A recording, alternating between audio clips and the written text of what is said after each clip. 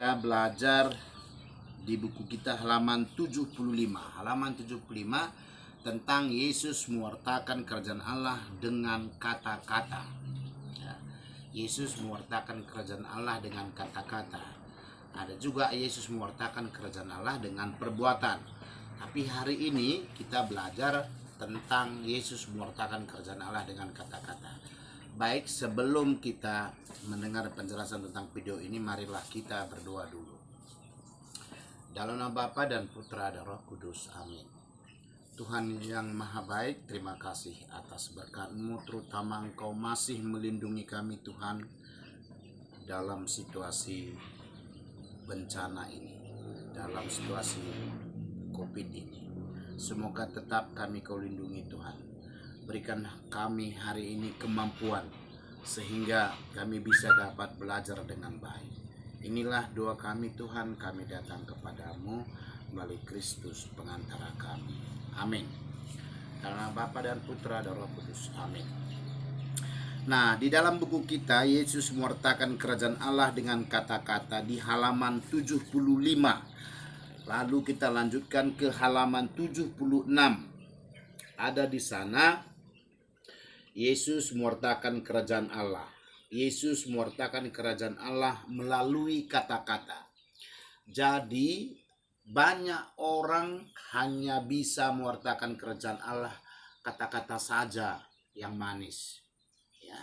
Tapi perbuatan enggak. Ada orang kata-katanya agak kasar. Mungkin kata-katanya tidak enak didengar, tapi hatinya baik. Nah, tetapi dikehendaki Tuhan adalah kata-kata yang baik dan perbuatan yang baik. Nah, di halaman 76 perumpamaan tentang seorang penabur, Injil Matius 13 ayat 1 sampai 23. Tentang seorang penabur. Nah, ibaratkan bibit, entah bibit bunga, entah bibit padi, entah bibit apa saja, ditaburkan oleh seorang petani. Taburkan itu seperti ini, ya.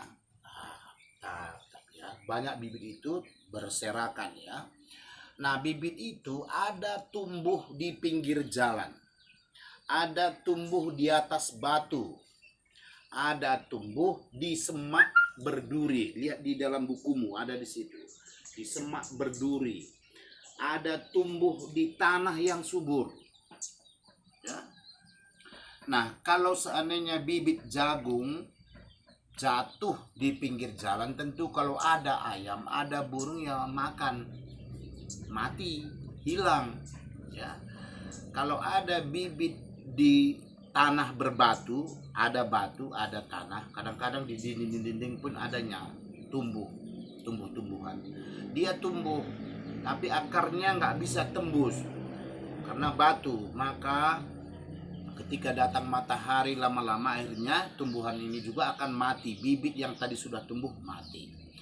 Nah, ada juga pernah kita lihat, mungkin di samping sekolah kita juga ada misalnya bunga, dia tumbuh di rumputan yang liar, ya. Ada tumbuh di ilalang, tumbuh juga bunga ini, tumbuh juga bibit ini, tapi dia terhimpit sehingga pada akhirnya mati.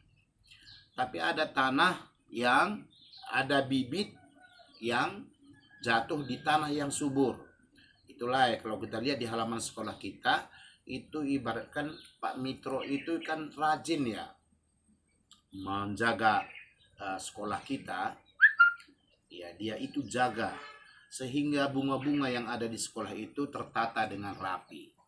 Nah, apa artinya itu semua? Itu perumpamaan dibuat Yesus, ya. Satu perumpamaan atau seperti ilustrasi, atau juga bisa dikatakan itu diajak kita supaya memahami apa maksud Yesus dengan kata-katanya ini.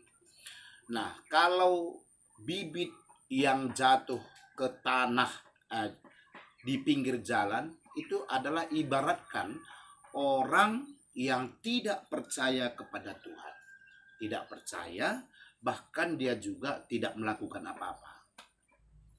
Saya yakin di sekolah kita tidak ada yang demikian. Paling tidak dia percaya sama Tuhan. Nah, ada juga tadi dibilang di dalam buku halaman 79 dan sampai 76 sampai 77 ada juga bibit tadi, benih tadi jatuh di tanah berbatu, dia tumbuh. Tapi karena nggak berakar akhirnya dia mati. Itu bagaimana ya? Itu adalah orang gampang percaya sama Tuhan. Sebentar berdoa dia menangis, dia menyesal. Tapi besok sudah malas lagi dia belajar. Besok melawan orang tua lagi. Besok dibanguni orang tua lagi. Tapi kalau waktu retret, waktu khotbah pastor atau khotbah pendeta atau dinasehati oleh orang, dia langsung sedih. Dia mau bertobat. Tapi sebentar kemudian besok lagi sudah lagi menjadi manusia yang berdosa. Artinya dia tidak taat dengan pertobatannya. Nah, begitu juga bibit atau benih jatuh di semak yang berduri. Dia percaya kepada Tuhan, dia beriman kepada Tuhan. Terus dia percaya, tapi karena dia dihimpit, artinya digoda, seperti kamu sekarang kan, sebentar-sebentar pegang HP, sebentar-sebentar pegang HP, sebentar-sebentar main game. Ayo belajar tugasmu, kata papa dan mama. Yo, Nah, itu ibaratkan orang seperti itu. Dia percaya pada Tuhan, tapi lama-lama dia karena digoda atau dikatakan ada tantangan dari luar, dia akhirnya tidak beriman, tidak setia. Hampir dikatakan sama saja dengan orang yang tidak setia kepada Tuhan. Nah, ada benih atau ada bibit jatuh di tanah yang subur, maka hasilnya berlipat-lipat. Maksudnya apa? Inilah anak yang percaya kepada Tuhan dan rajin kepada Tuhan. Apapun tugasnya, kalau pada hari Minggu itu dia tinggalkan dulu. Yang penting dia bersyukur kepada Tuhan dan hatinya peka menolong orang. Kalau orang lain temannya mengejek yang lain, dia merasakan tidak enak badannya itu. Rasa empatinya, empati itu artinya merasakan penderitaan orang. Itulah salah satu contoh anak yang baik-baik. Ibaratkan benih yang jatuh di tanah yang subur. Maka anak yang demikian suatu saat mungkin bisa dia jadi menteri keuangan kayak Ibu Sri Mulyani. Ya, bisa dia jadi menteri pendidikan. Ya, bisa dia jadi jenderal. Bisa kaya raya tapi rendah hati. Anaknya pun diberkati Tuhan. Itulah maksudnya berlipat-lipat, ya. Jadi benih atau bibit yang jatuh di tanah yang subur adalah hasilnya berlipat-lipat. Apa artinya? Anak yang baik, anak yang peka, anak yang suka menolong, anak yang mendengarkan firman Tuhan dan melaksanakannya, maka dia terus mendapatkan berkat. Ya. Saya yakin dengan video ini ada anak 1 menit cuma lihatnya, yang penting silakan aja. Tapi yakinlah, orang pintar banyak sekali nggak jadi apa-apa. Ya. Orang pintar banyak kali nggak jadi apa-apa, dia sepele. Itu salah satu ciri orang yang sombong. Ya. Jadi kalau dikatakan benih yang jatuh di tanah yang subur itu adalah orang yang rendah hati, orang yang menghargai siapa saja, orang yang haus dengan ilmu pengetahuan, haus dengan firman Tuhan. Nah, kita lihat di dalam kitab Yesaya di halaman 77. Ya, maka pada mereka genaplah nubuat Yesaya yang berbunyi, kamu akan mendengar dan mendengar namun tidak mengerti. Kamu akan mendengar dan mendengar namun kamu tidak akan mengerti. Kamu akan melihat dan melihat namun tidak menganggap. Sebab hati bangsa ini telah menebal. Sama dengan kita. Ketika dibacakan firman Tuhan, ya jangan mencuri, ya mencuri dosa. Tapi kalau misalnya lalai barang orang, ambil. Ya. Kalau kita mendengarkan firman Tuhan, aku nggak mau menyakiti orang, nggak mau aku melawan orang tua. Tapi ibaratkan, ayo kerjakan ini. Nah, terus gimana? Bertenang aja mama, main game kan. Nah, ini cara iblis sekarang merayu manusia seperti itu. Jadi iblis itu bukan lagi menampakkan diri dengan wajah yang seram, tapi dia merayu manusia, merayu anak-anak supaya memegang HP ini, main game, lupa semuanya. Nah, disinilah nanti apa yang dikatakan Yesus itu.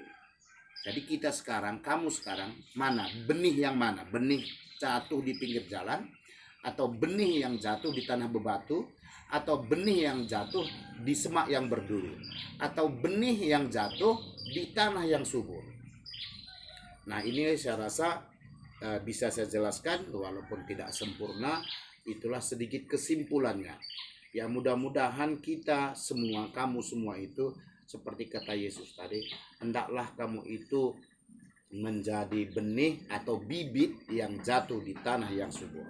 Sudah ganteng, sudah cantik, sukses pula, kaya pula, rendah hati pula, dan setia kepada Tuhan.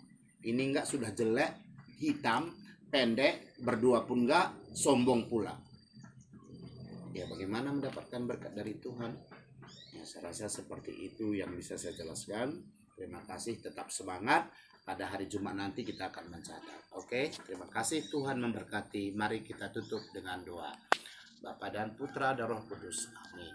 Kemuliaan kepada Bapa dan Putra dan Roh Kudus, seperti pada permulaan, sekarang, selalu, dan sepanjang segala abad. Amin. Bapa, Putra, dan Roh Kudus. Amin.